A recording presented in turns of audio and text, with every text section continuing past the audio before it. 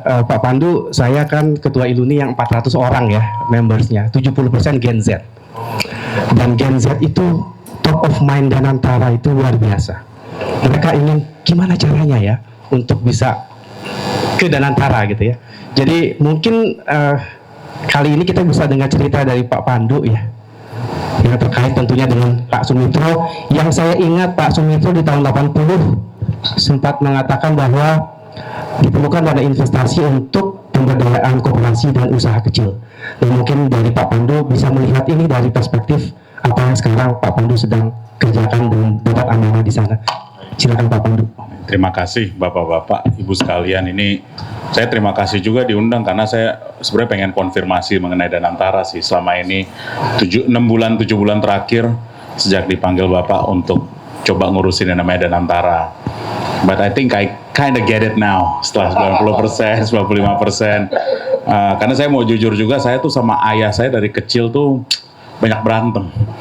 Jadi kenapa ketahuan nih? Karena ini semua teman-teman ayah almarhum, ada juga misalnya kerja sama ayah. Dan kadang-kadang saya banyak nggak setuju juga karena ayah selalu dari kecil bilang the role of the state, ya kan. Makanya waktu saya sekolah di luar negeri saya sengaja nggak milihnya University of Chicago karena Milton Friedman dan segala hal kan. Jadi saya nggak ngikutin ayah mau saya ke sekolah A, B, C, saya bilang nggak. Jadi mungkin pemberontak dari kecil, tapi memang kalau ngomongin apalagi 20 tahun terakhir saya betul-betul pure kapitalis. Jadi saya jujur aja ya kan, Pak Fuad tahulah dari awal ngikutin perkembangan saya jadi seorang pengusaha. Nah jadi waktu saya dipanggil November nih, saya agak sharing dikit, saya sebenarnya agak shock. Karena saya nggak tahu apakah Danantara itu. Namanya aja saya juga pertama kali dengar. Karena ini rupanya sudah digodok cukup lama dan disebut ini adalah pemikiran my father at the time. That's what Pak Presiden saya said, really? Oke. Jadi saya research. Nah kebetulan akhirnya saya lakukan research sendiri, ngomong bersama senior-senior, bapak-bapak sekalian yang ada di ruangan ini. And then I kinda get the essence sebenarnya apakah Danantara, dan saya coba menerjemahkan juga dengan action. Jadi ini mungkin what I would like to share, mungkin ini adalah semacam pemikiran for now. Feeling saya Danantara itu, dan saya mau nggak tolong dikoreksi juga karena bapak-bapak udah dapat rohnya nih.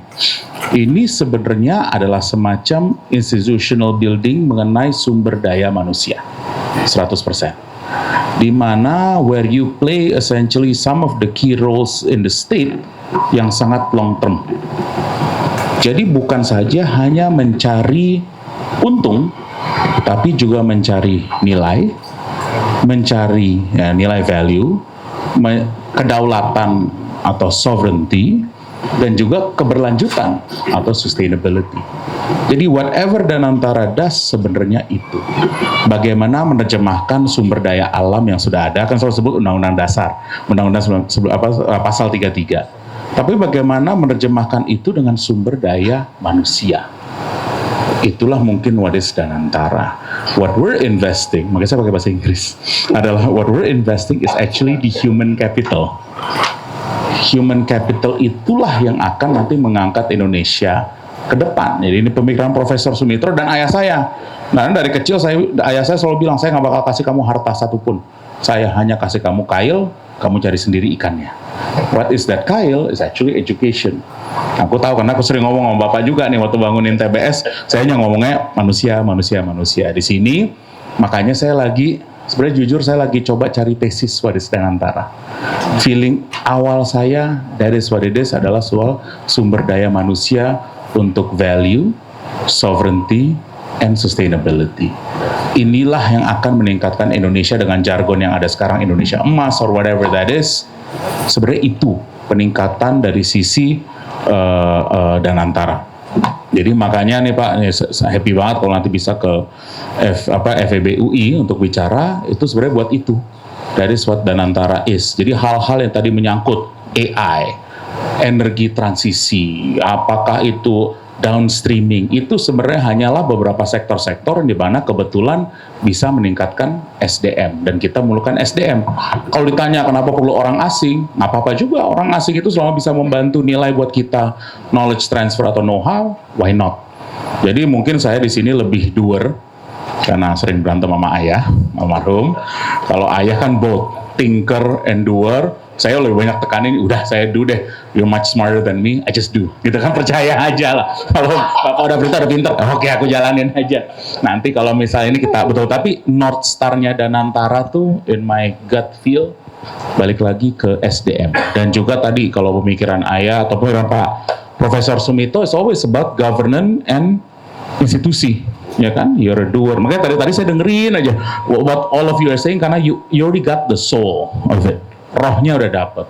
Nah, yang terakhir juga memang ini menyangkut juga role Danantara juga, karena at the end ini, dan Pak Presiden selalu ngulang-ngulang terus adalah, dan ayah juga suka ngomong, di mana sih negara masuk untuk masyarakatnya, untuk penduduknya.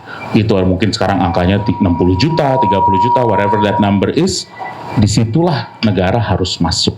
Dan disitulah gimana apabila Danantara bisa berkontribusi, harus bisa berkontribusi.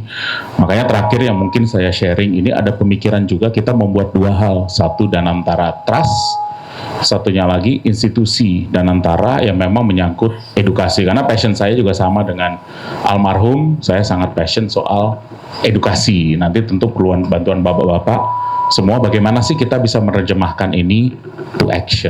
Jadi mungkin ini awal ya Pak, karena baru 6 bulan. Jadi semoga kalau ada nanti koreksi atau ada masukan, would love to have it, karena menurut saya pembangunan awal. Yang terakhir juga disebut pembangunan Danantara ini bukan buat Presiden 08. Ini nanti buat Presiden 09, 10, 11, dan seterusnya. Jadi kita harus membangun ini untuk sustainability dan sovereignty Indonesia. Dan saya selalu bilang sekarang di anak-anak di Danantara, when you're looking at investment, gunakanlah mata Indonesia. Tapi lensanya adalah dunia. Look at it, every opportunity secara global, menggunakan mata kita sebagai orang Indonesia. Jadi itu membawa juga kedaulatan kita sebagai pemikir-pemikir dari Indonesia. Jadi sekian, Pak. Terima kasih. Oke.